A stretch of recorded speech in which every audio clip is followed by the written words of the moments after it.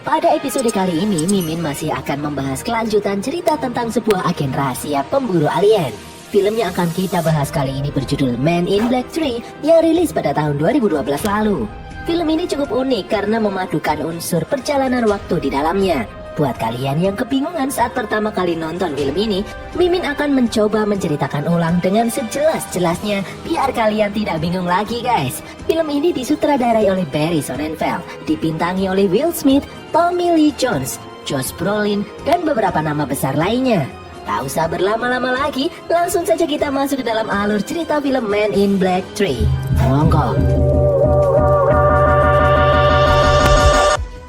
Di awal film, kita melihat seorang wanita berjalan membawa kue di lorong penjara. Dia bermaksud mengunjungi seorang narapidana yang bernama Boris. Petugas yang berjaga mendeteksi kalau wanita itu tidak berbahaya.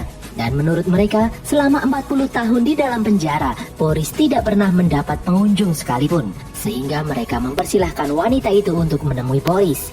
Dan masuklah wanita itu ke dalam sel tahanan Boris.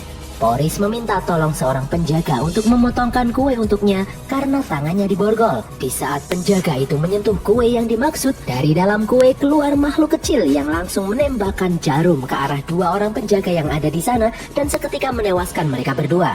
Binatang itu bergerak melepaskan borgol yang melilit tubuh Boris, lalu kemudian masuk ke dalam tangan Boris. Boris pun mampu kabur dan mencuri senjata yang ada di sana. Di dalam sel lain, Boris sempat mengucapkan salam perpisahan kepada seorang tahanan yang bernama Obadiah Price. Di depan lorong, Boris dan wanita yang ada di sampingnya dihadang oleh puluhan petugas yang siap menembak Boris. Bukannya menyerang, Boris malah menembak atap penjara hingga bolong. Ternyata penjara itu terletak di bulan. Atap yang bolong menyedot semua orang yang ada di sana, termasuk wanita yang membebaskan Boris. Sedangkan Boris sendiri mampu bertahan karena kakinya memiliki cakar yang kuat sehingga dia tidak tersedot keluar angkasa. Di luar penjara, Boris mengatakan sumpah kalau dia ingin balas dendam dengan agen K yang telah menangkapnya dulu. Beberapa hari kemudian di dalam bumi, agen K dan agen J sedang bekerja menangani sebuah UFO yang jatuh di jalanan kota. Seperti biasa mereka menyinari para warga dengan neuralizer untuk menghapus ingatan mereka tentang UFO dan memberi ingatan baru. Sambil bekerja, agen K sedang mempersiapkan pidato pemakaman mantan pimpinan mereka, agen Z yang meninggal dunia. Mereka pun kembali ke dalam markas. Di dalam markas, upacara pemakaman agen Z pun digelar sekaligus pelantikan pimpinan MIB yang baru, yaitu agen O. Agen O menceritakan kembali pesan yang ditinggalkan oleh agen Z kepada semua pegawai MIB yang berbunyi seperti berikut.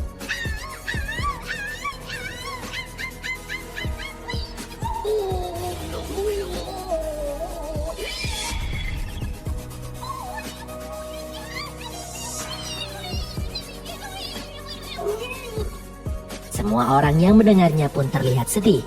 Di saat sedang patroli, agen C dan agen K mendapat laporan banyak manusia yang sakit terinfeksi cacing usus dari luar angkasa. Mereka berdua pun langsung menuju lokasi. Di tempat lain, Boris mendatangi seorang pria yang bernama Jeffrey Price. Dia adalah anak Obadiah Price. Boris mengungkapkan niatnya untuk meminjam alat yang bisa membawanya kembali ke masa lalu karena Boris ingin membunuh seseorang sebelum orang itu berhasil memotong tangannya dan menjebloskannya ke dalam penjara bulan.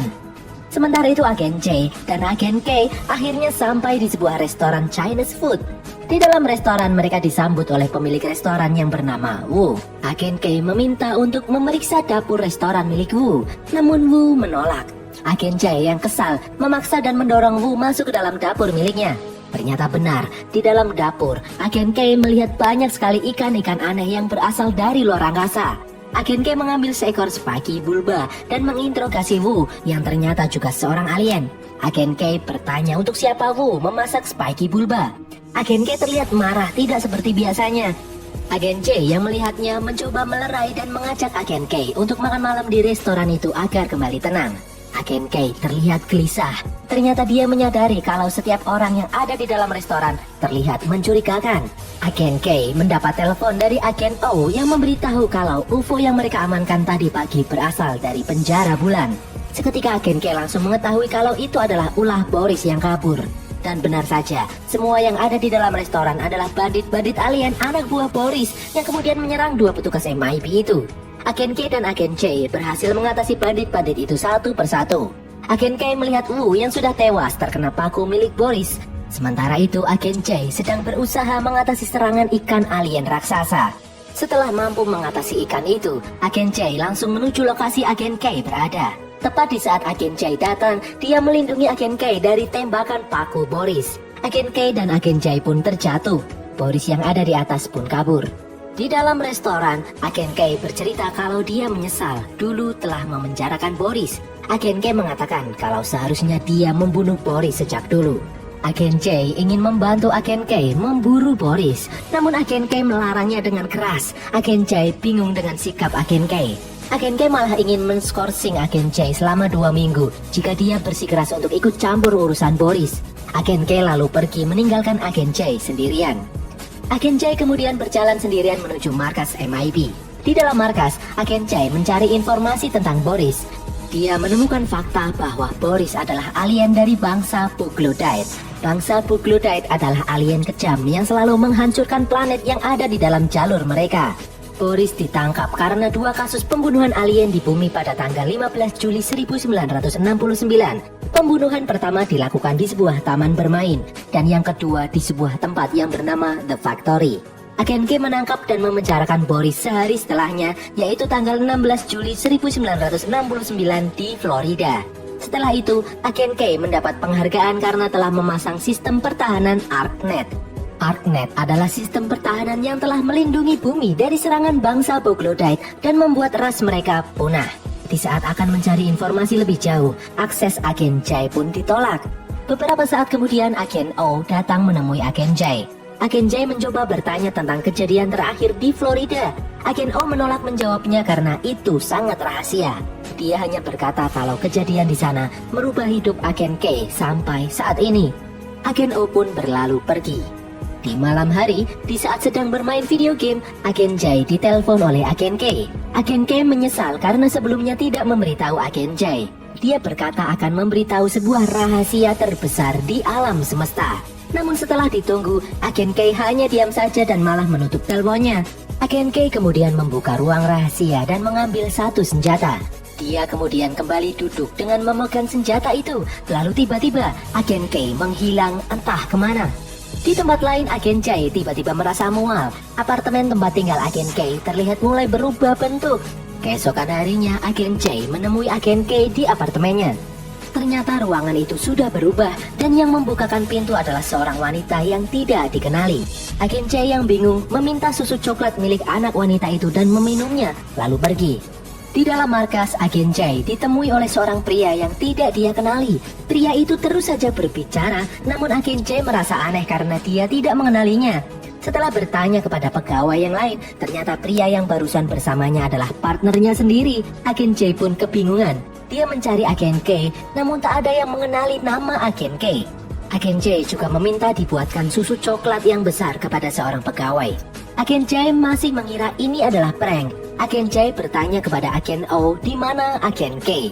Agen O kemudian membawa Agen J ke suatu tempat. Agen O menunjukkan kalau Agen K sudah meninggal sejak 40 tahun lalu. Agen J yang mendengarnya kaget dan tak percaya. Agen O kemudian menunjukkan data bahwa Agen K dibunuh oleh Boris 40 tahun lalu dan Boris pun kabur kembali ke planetnya. Agen O menganggap Agen J berimajinasi. Agen J kemudian meneriakkan kebiasaan-kebiasaan yang biasa dilakukan Agen K. Agen O yang juga akrab dengan Agen K lalu menyadari sesuatu. Dia juga melihat Agen J meminum susu coklat dengan lahapnya. Agen O bertanya sejak kapan Agen J terobsesi dengan susu coklat. Agen J menjawab kalau baru hari ini dia sangat ingin minum susu coklat yang banyak. Di dalam sebuah ruangan, Agen O menjelaskan kalau obsesi terhadap susu coklat menandakan kalau Agen J terjebak di dalam retakan arus waktu sementara. Agen O menjelaskan pasti ada seseorang yang melakukan lompatan waktu dan merubah masa lalu. Agen O menceritakan kalau dulu ada seseorang yang berhasil melakukan lompatan waktu secara ilegal. Orang itu bernama Obadiah Price dan MIB berhasil menangkap orang itu dan memenjarakannya di penjara bulan. Agen J menegaskan kalau penjara bulan adalah tempat Boris ditahan. Di saat mereka sedang berdiskusi, tiba-tiba muncul peringatan bahaya. Bumi sedang diserang banyak sekali pesawat tempur dari bangsa Puglodite. Serangan akan segera terjadi. Agen J bertanya mengenai ArcNet, sistem pertahanan penangkal bangsa Bugloodite yang dipasang Agen K 40 tahun lalu. Agen O menegaskan kalau Agen K sudah meninggal dan tidak ada yang namanya ArcNet. Agen J kemudian semakin yakin kalau Boris pasti telah melakukan perjalanan waktu, lalu kemudian membunuh Agen K yang mengakibatkan ArcNet gagal terpasang sehingga bangsa Bugloodite mampu bebas memasuki atmosfer bumi. Agen O memberitahu kalau ingin melakukan lompatan waktu dan menolong Agen K, Agen J harus menemui pria yang bernama Jeffrey Price. Dia adalah anak Obadiah Price. Tak menunggu waktu lama lagi, Agen J langsung mengunjungi toko milik Jeffrey Price. Agen J mengancam Jeffrey untuk memberinya alat untuk melakukan lompatan waktu. Agen J memperlihatkan bumi yang akan musnah diserang pesawat tempur alien bangsa Bugloodite. Jeffrey yang melihatnya kemudian bersedia membantu Agen J dengan memberinya alat lompatan waktu. Jeffrey memberitahu cara untuk menggunakan alat itu adalah dengan cara melompat dari tempat yang sangat tinggi. Agen J pun segera menuju gedung tertinggi di New York dan bersiap-siap untuk melompat. Jeffrey memberi arahan untuk menggunakan alat lompatan waktu itu. Di saat pesawat-pesawat tempur milik bangsa Bugloodite mulai memasuki bumi, Agen J pun memulai lompatan waktunya. Dan berhasil, alat itu mampu membawa Agen J kembali ke masa lalu. Di dalam gedung, Agen J mencocokkan waktu dengan jam tangan miliknya. Di dalam lift, Agen J bertanya kepada seseorang tentang tanggal saat ini. Ternyata dia berhasil kembali ke masa lalu, tepatnya tanggal 15 Juli 1969, sehari sebelum kematian Agen K.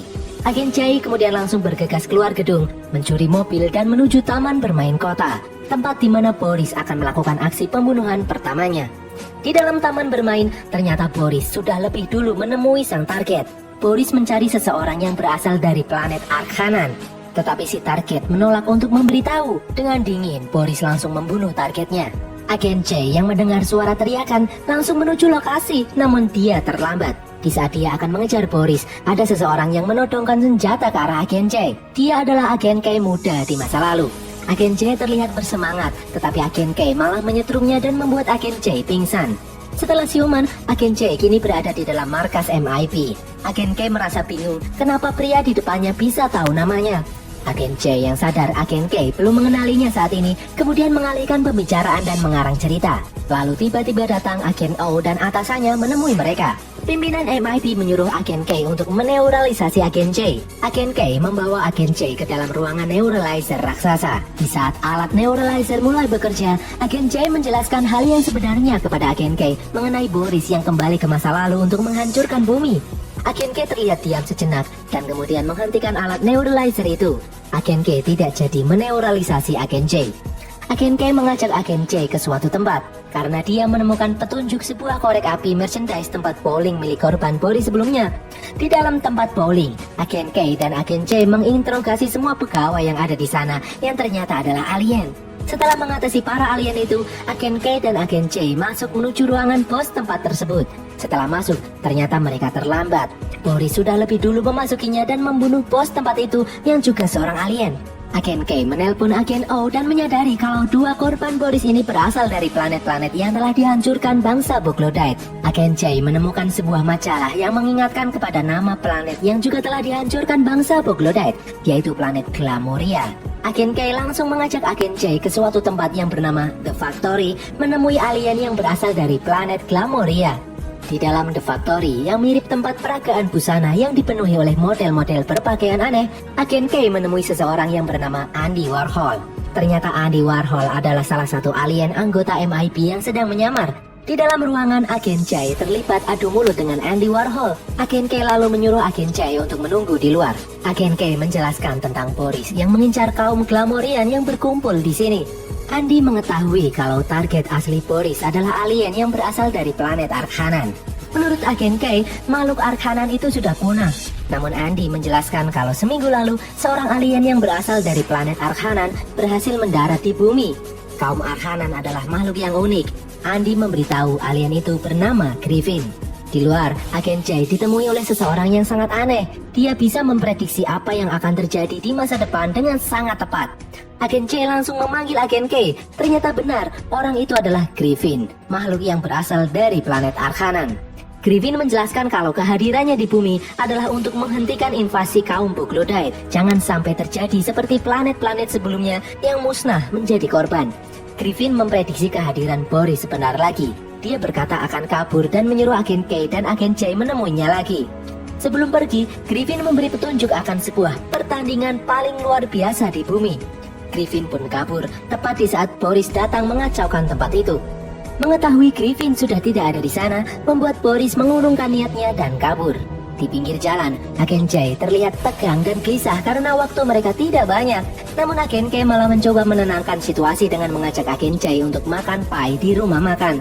Di dalam rumah makan, agen K muda tidak seperti agen K yang sudah tua yang pendiam. Di sini dia suka bercerita tentang agen O yang ternyata mereka memiliki hubungan yang spesial. Di saat agen K dan agen J berbincang-bincang, datang sekelompok orang memperbincangkan pertandingan final baseball yang akan digelar 3 bulan lagi. Agen J tahu karena bulan Oktober 1969 terdapat pertandingan baseball paling luar biasa di bumi. Mereka berdua kemudian teringat dengan petunjuk yang dikatakan Griffin sebelumnya, yaitu pertandingan paling luar biasa di bumi. Mereka berdua pun langsung menuju stadion baseball yang dimaksud. Dan benar sekali, di dalam stadion yang sepi, mereka melihat Griffin yang sedang berteriak-teriak layaknya menjadi seorang supporter. Setelah didekati, Griffin memperlihatkan sebuah penampakan pertandingan yang digelar 3 bulan lagi. Griffin bisa melihat masa depan dan membuat agen K dan agen J juga melihatnya. Griffin memberikan sebuah benda yang disebut Arcana Net kepada agen K. Agen J lalu teringat dengan Arknet yang ternyata berarti Arcana Net atau jaring pelindung bangsa Arkanan. Griffin menjelaskan kalau dia sudah kehilangan planet Arkanan dan dia tidak ingin umat manusia merasakannya juga. Lalu tiba-tiba Boris datang menaiki motornya dan menculik Griffin. Agen K dan agen J mengambil motor roda 1 MIB dan mulai mengejar Boris. Di jalanan, Boris mengambil sebuah kotak kalung milik Griffin. Dengan kerjasama yang luar biasa, Boris mampu dijatuhkan, namun dia bisa lolos dan kembali kabur. Di dalam tempat persembunyian, Boris terlihat kesal karena yang dia dapatkan bukanlah Arknet. Lalu muncul Boris yang berasal dari masa depan. Boris dari masa depan datang membantu Boris asli untuk mengalahkan MIB dan mencegah Arknet diluncurkan keluar angkasa. Di bawah jembatan, Griffin memberikan benda yang dijanjikan, yaitu Arknet kepada agen K.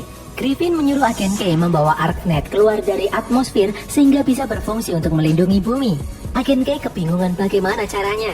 Griffin kemudian memberitahu kalau besok adalah hari peluncuran roket Apollo 11 menuju bulan. Peluncuran roket Apollo terletak di Florida. Agen J mencoba mencegah agen K menuju Florida karena di sana Boris akan membunuhnya. Agen J ingin biar dia saja sendiri yang mengemban misi ini. Namun Griffin memberitahu kalau haruslah agen K yang meluncurkan Arknet, tidak boleh orang lain. Agen J lalu bertanya, apakah ada kemungkinan dia menyelamatkan nyawa agen K? Griffin menjawab iya, agen J bisa menyelamatkan nyawa agen K. Namun Griffin menjelaskan, di mana ada kematian, maka akan selalu ada kematian. Mungkin bukan agen K yang mati, tetapi pasti akan ada yang menjadi korban.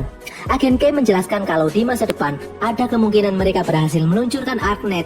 Jadi tugas agen J saat ini adalah memastikan semua itu terjadi. Agen J kemudian setuju dan mereka bertiga pun pergi menuju Florida. Menggunakan roket milik MIB, mereka bertiga mendarat di semak-semak. Saat berjalan menuju tempat peluncuran roket, mereka dihadang oleh pihak militer Amerika. Awalnya agen K dan agen J bermaksud menyinari para tentara dengan neuralizer, tetapi Griffin melarang dan menyuruh mereka untuk berkata jujur. Setelah agen J mencoba menjelaskan yang sebenarnya, mereka bertiga malah ditahan dan dibawa ke pimpinan militer yang ada di sana. Dan kini giliran agen K yang memberi penjelasan. Namun pimpinan militer tersebut tetap tak percaya. Lalu kemudian Griffin menyentuh pundak sang pimpinan militer dan menunjukkan kilasan masa depan kepadanya. Sang pimpinan militer itu pun terdiam lalu menyuruh anak buahnya untuk pergi. Dia berniat mengantar agen K dan agen J menuju tempat peluncuran roket sendiri. Sebelum masuk terowongan, Griffin menjelaskan kepada agen J kalau nanti lengan kiri Boris asli sudah hancur, maka masa depan akan kembali normal. Agen K akan tetap hidup seperti semula. Griffin hanya mengantar sampai di sini saja dan dia pun pergi. Sang pimpinan militer mengantar sampai lift dekat peluncuran roket dan berkata kalau mereka berdua adalah satu-satunya harapan bumi. Mereka berdua pun naik. Di tengah perjalanan, agen J ditarik oleh Boris yang datang dari masa depan dan menjatuhkannya. Di atas, agen K dihadang oleh Boris asli. Agen J berhasil selamat dan mencoba kembali naik untuk menghentikan Boris yang datang dari masa depan. Di depan mereka, agen K berusaha melepaskan diri dari kakinya yang terjebak.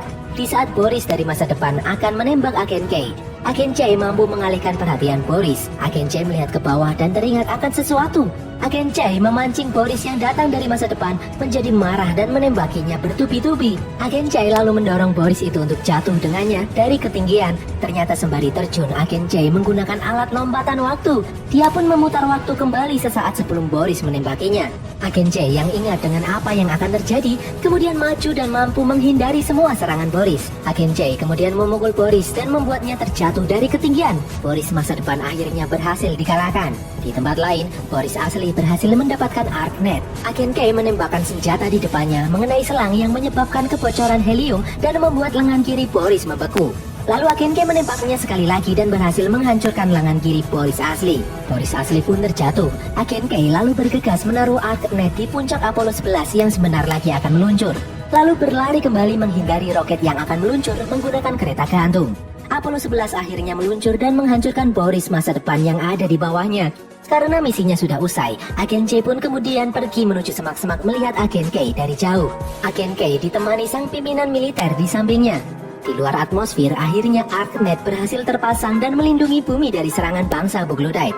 Di saat Agen J akan pergi, muncul Boris asli yang mencoba menembak Agen K, namun dia dilindungi oleh sang pimpinan militer yang kemudian terkena tembakan dan tewas. Kali ini Agen K tidak menangkap Boris, namun dia langsung menembak Boris hingga hancur. Dari jauh, Agen J teringat dengan perkataan Griffin bahwa di mana ada kematian, pasti akan ada kematian. Dan korban kali ini adalah sang petinggi militer yang baik hati. Tak disangka, dari belakang keluar dari dalam mobil seorang bocah kecil memanggil ayahnya. Itu adalah anak sang pimpinan militer. Agen K mendekati anak tersebut. Anak itu mengaku bernama James. Iya, benar sekali, James adalah Agen J di saat masih kecil dan sang pimpinan militer yang tewas adalah ayah kandung Agen J. Agen J yang melihat kejadian ini dari jauh tak kuasa meneteskan air mata. Agen K berkata kepada James kecil bahwa ayahnya adalah seorang pahlawan dan dia ingin Agen K untuk merawat James kecil hingga dewasa. Agen K lalu mengajak James kecil untuk pergi. Agen J yang sudah kembali ke masa depan melihat pesawat tempur bangsa Bugloodite sudah hilang dari muka bumi, yang berarti kini semua sudah kembali seperti semula. Agen J langsung menuju rumah makan kue pie yang tepat sekali di sana sudah ada Agen K yang sedang menunggu. Agen J mencoba bertanya kepada Agen K mengenai kejadian sebelum kemunculan Boris dan ternyata benar semua sudah kembali normal seperti biasanya. Agen J akhirnya mengerti yang dimaksud dengan rahasia terbesar alam semesta yang coba dikatakan Agen K sebelumnya. Mereka berdua kemudian pergi meninggalkan rumah makan, melanjutkan pekerjaan rutin MIB. Dan ternyata ada Griffin di samping mereka. Griffin terlihat ketakutan karena melihat masa depan. Jika Agen K tidak meninggalkan uang tip, maka bumi akan hancur ditabrak meteor. Lalu tiba-tiba Agen K kembali masuk ke dalam rumah makan dan menaruh uang tipnya. Griffin pun bisa tersenyum kembali karena meteor yang akan menghancurkan bumi menabrak satelit dan hancur sebelum memasuki atmosfer. Dan berakhirlah alur cerita film Men in Black.